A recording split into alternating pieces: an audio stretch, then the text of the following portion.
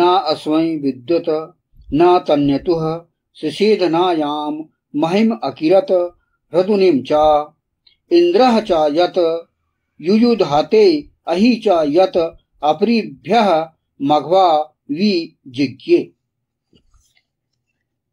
न इस तक विद्युत पहुंची, न गर्जना, और न वह अव्यक्त शब्द करने वाली वृष्टि जिसे फेंका गया।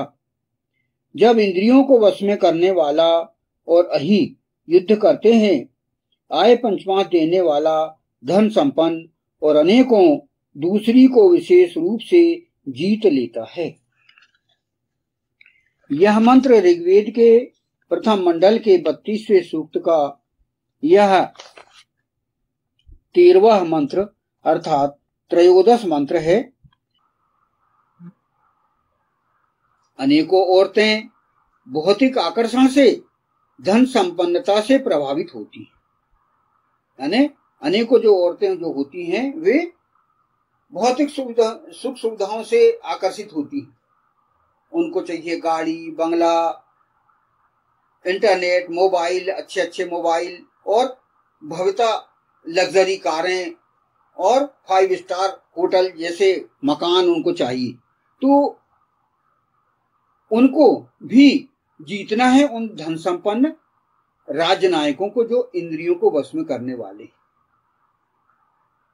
उनके दिलों को जीतने के लिए धन संपत्ति, भौतिक सुख सुविधाएं अधिक प्रभावशाली ढंग से कार्य करती हैं। यानी हम उन महिलाओं की साइकोलॉजी को समझते हुए उनको हम जीवन संवारने के प्रयास करें। यहाँ मतलब एक धन संपन्न व्यक्ति को ऐश करने के लिए नहीं कहा गया कि भाई तुम्हारे पास बहुत पैसा है तुम औरतों को ले आओ और उनके साथ ऐश करो, ऐसा नहीं है। यहाँ जनहित की बात की गई कि दुष्टों के अंडर में जो औरतें अपना जीवन बर्बाद कर रही हैं, क्योंकि यदि दुष्ट उनसे सारे संबंध स्थापित करेंगे, बलात्कार करेंगे, तो आगे जो उनकी जो संतानें पैदा होंगी तो वो दुष्ट ही पैदा होंगी। वे जहरीले व्यक्ति ही होंगे जो षड्यंत्री करेंगे आगे चल के बड़े होके वो सब, और वे बर्बादी की ओर ही ले जाएंगे समाज को। तो ऐसे लोगों को, जो कि ऐसी महिलाएं, ऐसी औरतें जो यदि उनके वृत्रों के आकर्षण में हैं, तो उन्हें हमें अधिक से अधिक इंद्रियों को वश में करने वाले ऐसे राजनायक और धनवान ऐसे व्यक्तियों के संपर्क में लाना है और उनसे विवाह करवा के और उनका जीवन संवारना। मेन उद्देश्य है, मुख्य उद्देश्य है लड़कियों औरतों का जीवन संवारना और उनसे जो संतान उत्पत्ति हो तो वे सुकृत पैदा हो, दुष्ट पैदा ना हो। हमें हमारा जो जीवन उद्देश्य है सुकृतों की समाज रचना का हमारा अंतहीन आंदोलन चलता है। वेद में क्या कहा गया है कि भाई जो समाज रचना हो वो सुकृतों का हो। इसलिए दुष्टों से, वेद में सुकृत और दुष्टत दो ही विभाजन किए गए हैं। इसीलिए दुष्टों से निकाल के, औरतों को दुष्टों से निकाल के सुकृतों की तरफ लाना है। उसके लिए हम सारे प्रयास करें, उसके लिए हम धन का भी हम लोभ दें, उनको प्रलोभन दें। धन के साथ साथ यहां पर जैसे कि पिछले मंत्र में कहा गया है, 12वें मंत्र में कहा गया कि इंद्रियों को वश में करने वाले अश्व पुरुष भी बने और ऐसे जो उनके महिलाओं के काम मनोविज्ञान, महिलाओं के मनोविज्ञान, उनको समझते हुए हमको अपने आप को तैयार होना है। जैसे कि पिछले 12वें मंत्र में कहा गया, उसमें राज्य नायक को इस प्रकार अपने आप को तैयार होना है। और जो नारियां हैं, महिलाएं हैं जो अत्याचारग्रस्त हैं, उनको निकाल के सारी सुविधाएं देते हुए उनको विवाह के बंधन में बांध के और सत्पुरुष पैदा करना है और समाज को सत्कर्मों से भरपूर करना है। दुष्कर्मों से प्रभावित ना करके, दुष्टों से निकाल के, ऐसे व्रतों से बाहर निकाल के हमें अच्छे पुरुषों को सौंपना है। यहाँ इस मंत्र में यह बात चल रही है।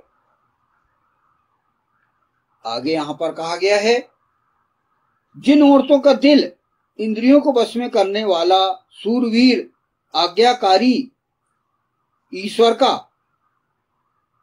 न जीत सके, उनका दिल ऐसा दानशील धनवान आज्ञाकारी जीत सकता है। यानी हर प्रकार से उनको उनका जनहित करना, उनका हित करना है महिलाओं का, औरतों का, जो कि दुष्टों के कैद में थी।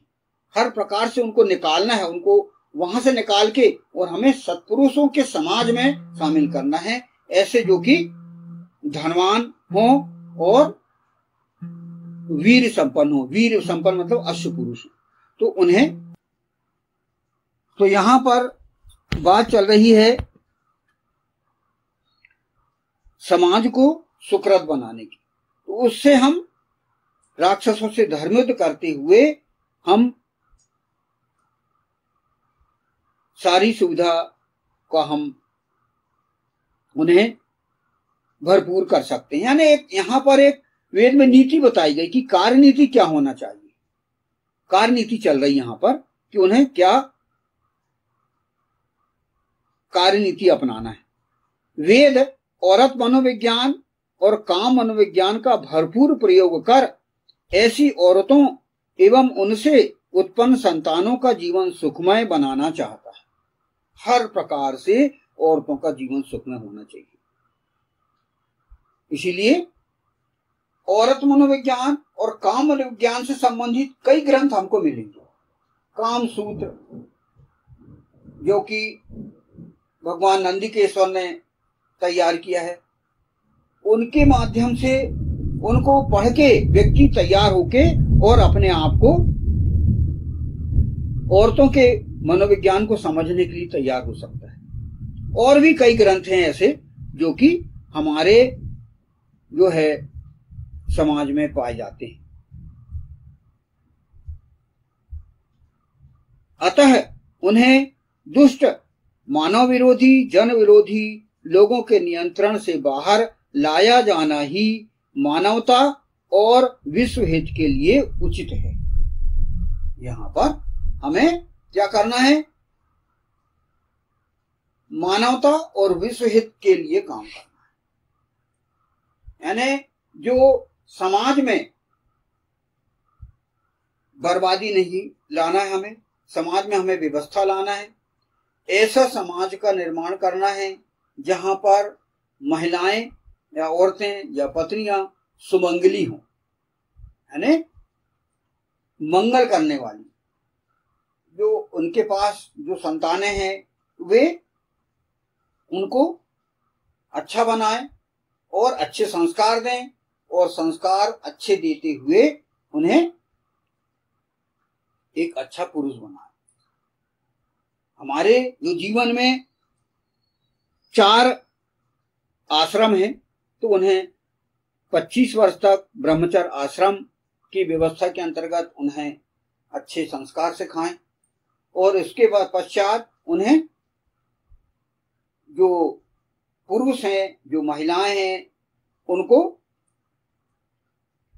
द्वितीय जो आश्रम है गृहस्थ आश्रम, उसकी ट्रेनिंग दें, पहले उसका प्रशिक्षण दें, और प्रशिक्षण देकर उनको हम तैयार करें, पुरुष को और औरतों को।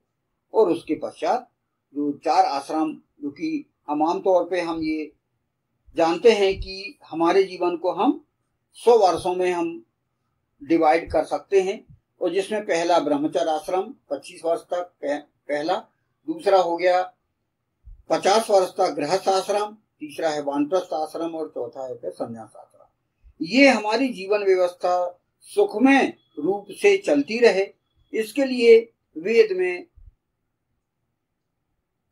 यानी वेद में सुखमय जीवन बिताने के लिए, भोग करने के लिए भी बात कही कि सुख पूर्वक जीते हुए हम भोग भी करें, और भोग करते हुए हम अपनी आध्यात्मिक शक्ति का भी जागरण करें हमारे अंदर, और भौतिक उत्थान भी करें। मतलब हमारे जीवन को कुल मिला के सुखपूर्वक जीवन जीने का रास्ता हमें लोगों को बताना है, और जो दुष्ट लोग हैं उनकी दुष्टता के स्वभाव को पहले हम समाप्त करें, और फिर यदि वो दुष्टत्व उनका समाप्त नहीं हो रहा है तो उनको दंड दें।